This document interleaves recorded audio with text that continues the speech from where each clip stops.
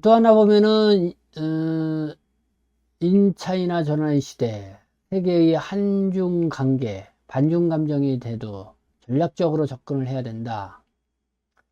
네, 뭐 이런 기사가 있는데 이 조형진 인천대학교의 중국 학술원 교수의 분석한 칼럼입니다.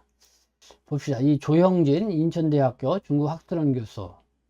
자, 최근에 쓴 겁니다. 이거는 2025년 4월 3일자에 이제 올려져 있는 글인데, 계엄과 이 탄핵 혼란 속에서 이 반중 감정, 네, 높아졌죠. 세계적인 호불호, 한국 이 청년층 반감이 높아졌고, 극단적 이론이 근거해서 초한전, 네, 개념도 인용하고, 반지성적, 반이성적 혐오는 경계를 해야 된다. 한번 보도록 하겠습니다. 이게 지금 아시아 태평양 지역 주요국의 중국에 대한 호감도를 이렇게 나타낸 도표죠. 퓨 리서치 센터 미국의 2024년도 4월에 조사한 걸 바탕으로 이 교수님이 그러니까 조형진 교수님이 정리를 해서 도표로 만든 내용인데 이거를 보도록 하겠습니다. 한국이 이게 빨간색은 이제는 중국에 대한 비호감도를 나타낸 거죠. 한국이 71%, 일본이 87%. 일본이 가장 높게 나오네요. 그 다음에 호주가 85%, 미국이 81%, 독일이 76%, 또 영국이 67, 프랑스 70%, 인도도 네, 중국에 대한 비호감도 52%. 네, 비호감도입니다. 태국, 싱가포르, 말레이시아, 방글라데시, 스리랑카는 뭐 여기는 좀 동남아 중화권인가요? 라고 할 수 있죠. 그러니까 중국에 대한 호감도가 오히려 낮은 게 아니라 그냥 높게 나오죠. 태국이 80%, 중국에 대한 호감도가 아주 높네요. 싱가포르도 67, 말레이시아 64, 방글라데시, 네, 스리랑카. 네, 이렇게 완전히 극명하게 나옵니다. 아시아 태평양 지역에 여기는 중국을 싫어하는 쪽, 또 중국을 좋아하는 쪽, 네, 이런 식으로 이렇게 나오는 걸 볼 수가 있습니다. 요 밑에 거는 뭐냐면은 나이대별로 뭐 본 겁니다. 주요 국가들의 중국에 대한 세대별 호감도. 파란 게 이제는 18세에서 34세 젊은 층이죠. 그 주황색이 35세에서 49세. 그 다음에 하얀색이 50세 이상. 자, 한국 볼까요? 네, 중국에 대한 호감도 역시 젊은 층이 18%로 낮은 걸 볼 수가 있습니다. 미국 뭐 이런 것도 있고 뭐 영국은 젊은 층은 상당히 호감도가 높네요. 영국은. 미국도 젊은 층은 호감도가 높고 일본도 젊은 층은 호감도가 높고 영국도 젊은 층은 호감도가 높게 나와요. 브라질도 좀 더 호감도가 낮고 그러니까 앞서서 그 시사인의 그 기자는 한국의 MZ 세대들의 어쨌든 그 중국에 대한 인식은 아주 유별나다. 그러니까 다른 나라 볼 때는 그 젊은 층들은 중국에 대한 호감도가 그렇게 나쁘지는 않고 좋게 오히려 어 상당히 세대별로 볼 때 좋게 나오는데 한국층만 유일하게 이렇게 호감도가 젊을수록 떨어지고 있다. 이런 걸 볼 수가 있죠. 50대 이상은 29% 좋게 나오죠. 미국은 좀 낮습니다. 그쵸? 나이가 많으니까. 영국도 20%밖에 안 되고, 프랑스도 그렇고, 브라질도 그렇고. 그러니까 전반적으로 한국 사람들이 50대 이상은 호감도가 중국에 대한 호감도가 그렇게 나쁘지는 않았다. 이거를 볼 수가 있죠. 네, 도표를 이렇게 볼 수가 있는 것 같습니다. 자, 세계적 흐름 속에서 한국의 반중 정서, 계엄과 탄핵 정국에서 우리 사회에 심대한 반중 감정이 드러났다. 그러나 이는 갑자기 생긴 것도 한국만의 특수한 현상도 아니다. 2024년 미국 퓨 리서치 센터가 35개국을 조사한 결과 중국에 대한 비호감도가 높은 국가는 18개였으며 주로 선진국이 여기에 포함이 됐다. 특히 아시아 태평양 지역에서 호감, 비호감의 구분이 뚜렷해 동아시아의 선진국인 한국의 반중 정서가 특별하다고 볼 수는 없다. 네, 전반적으로 좀, 네, 좀 그렇다는 것이고, 이거는 쭉 봤을 때요. 다만 예외적으로 다른 국가들에게는 젊을수록 중국에 호의적이지만 한국과 헝가리만 반대를 하였다. 즉 천년층이 중국에서 이전 세대만큼 기회와 성공을 얻기 어려워진 현실을 반영한 것으로 보인다. 한중 수교 후 30년간 지속된 대중 무역 흑자가 2023년부터 적자로 돌아선 현실 변화가 청년층의 반중 감정 강화로 연결된다. 네. 한중 수교 30년 지속된 주 대중 무역 흑자가 2023년부터 적자로 돌아선 현실 이런 변화가 청년층의 반중 감사로 연결된다. 네. 청년층의 높은 반감은 우리의 반중 정서가 미래에도 지속될 가능성이 높다는 점을 보여주기도 하지만 반대로 현실의 이익에 기반한 합리적 판단이라는 점에서 양국의 이해관계에 따라 개선될 수 있다는 점을 시사를 한다. 네, 어떤 경제로 서로 이익이 되고 주고받느냐 뭐 그런 부분이 이제는 있으면은 좀 호전될 수 있는 점도 있다 이건데 아직까지는 네 어쨌든 이렇게 볼 수가 있습니다. 괴담 수준의 반중 담론 경계해야 한다. 문제는 이러한 반중 정서가 반지성적, 반이성적 방식으로 확산되고 있다는 점이다. 네. 요거는 이제 초한전, 극단적 반중 이론에 근거되던 초한전. 중국의 공군 대령이던 차오량과 왕상수이가 1990년에 펴낸 동명의 저서 한계를 초월한 정쟁이라는 뜻으로 전쟁과 그 수단에 어떠한 제한도 없다. 기술 발전으로 군사, 비군사의 경계가 사라져 모든 영역에서 모든 수단으로 전쟁이 벌어질 수가 있다. 이에 따라서 초안전은 중국이 스파이 활동, 언론 매수, 투표 조작 등을 통해 우리를 공격하고 있다는 근거로 활용이 된다. 네, 이게 이제는 중국 공군 대령이던 차오량과 왕상수가 1992년에 펴낸 저서죠. 초한전이라는 책이 있는데 이 책이 한계를 초월한 정쟁이라는 뜻으로 전쟁과 그 수단에 어떠한 제한도 없다. 그냥 수단과 방법을 가리지 않고 이기면 된다. 뭐 이런 거를 이제는 나타낸 거죠. 그러니까 이런 것 때문에 중국이 지금 뭐 스파이 활동, 언론 매수, 투표 조작 이런 거를 근거로 하고 있다. 네, 이렇게 해서 중국에 대한 부정적으로 바라보게 되는 그런 원인이 되고 있다는 거죠. 이 초안전은 1991년 걸프전에서 미국이 압도적인 군사기술 우위를 확인한 중국의 위기감에서 비롯된 책이다. 기실 중국군에 대한 내용은 거의 없다. 중국이 공식적으로 사용한 적도 없는 개념이며 저자들 또한 작전 전략 계통이 아니라 문의 보직에서 가까운 인물들이다. 일저자 차오량은 이전에 주로 소설을 썼다. 초안전은 해방, 군문의 출판사에서 출간된 대중서에 불과하며 군사전략 한계에서는 거의 인용되지는 않는다. 중국에서도 그리고 중국의 침공에 대비하고 있는 대만에서조차 초안전은 진지한 전략 개념으로 간주되지 않는다. 그러나 이 초안전을 보고 야 중국이 저렇구나 뭐 다들 그렇게 이제 생각을 한다는 거죠.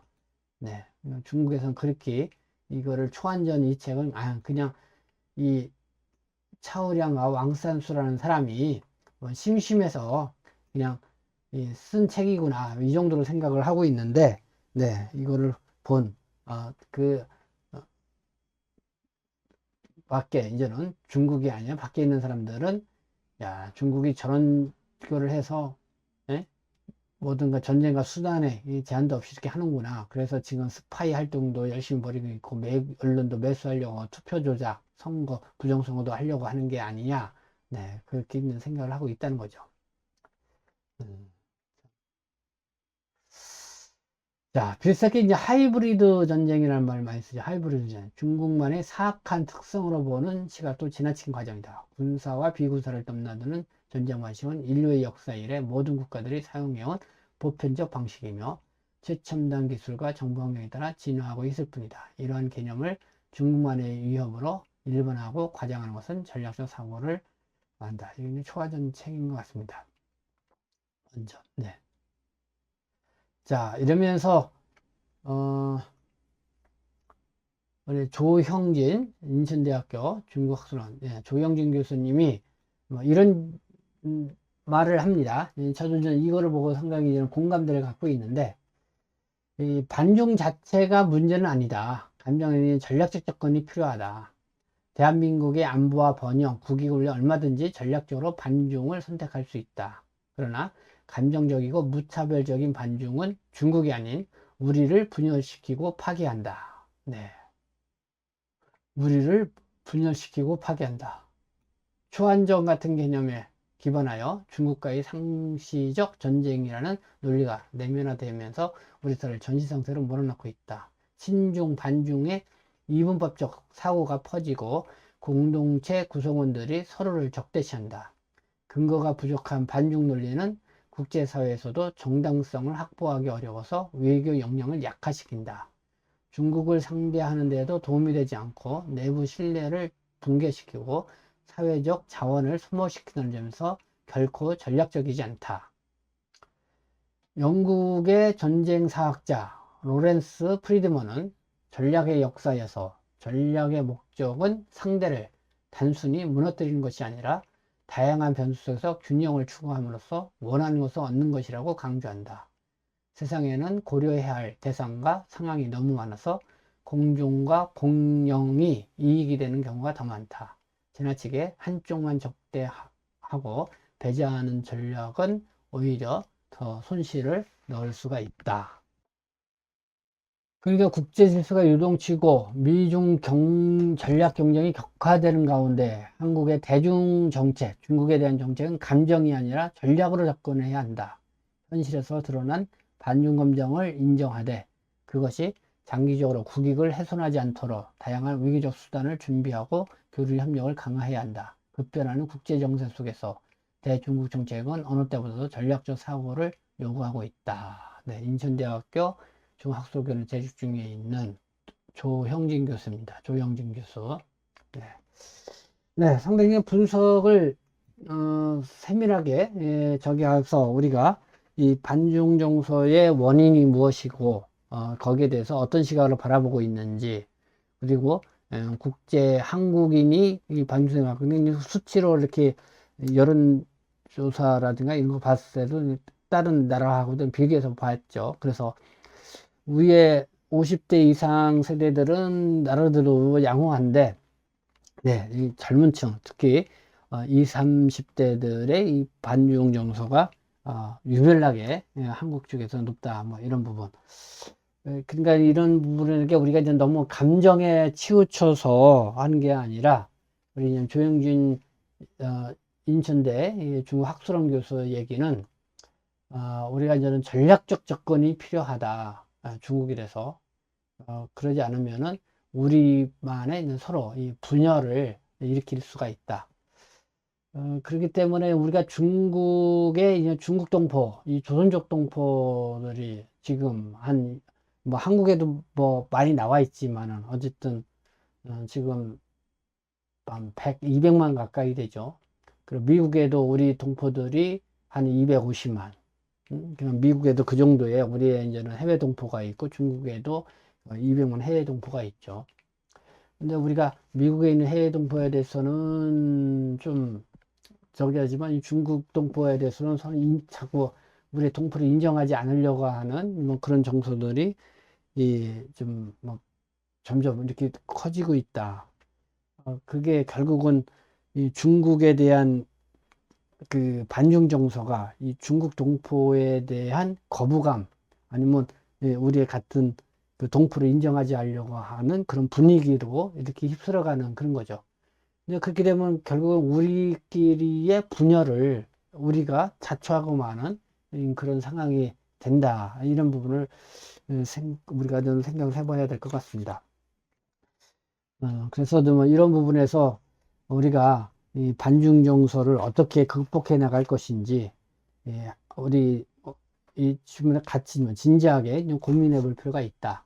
그래서 우리는 중국 동포로서 어쨌든 한국인들의 특히 젊은 세대들이 느끼는 그런 반중 정서에 대해서 그 원인에 대해서 이렇게 생각하는구나 이런 데에서 우리 조선족 동포들도 좀 함께 노력해 줄 수 있는 부분이 뭔지 한번 좀 고민을 해볼 필요가 있고 한국 사회에서도 어쨌든 너무 감정적으로만 치우치는 게 아니고, 또 거기에 중국에는 우리 조선족 동포들이 있기 때문에 그거를 좀 더 깊이 좀 세밀하게 보고 이해해 가면서 전략적으로 이 접근을 해서 어쨌든 이 중국 조선족 동포하고 우리의 관계가 원만해질 때 우리의 중국에 있는 우리의 그 문화라고 할 수 있는 것도 지켜갈 수 있는 거다. 만약에 우리가 중국 조선족 동포들을 동포가 아니고 자꾸 배한시한다면은 중국의 입장에서는 그렇죠.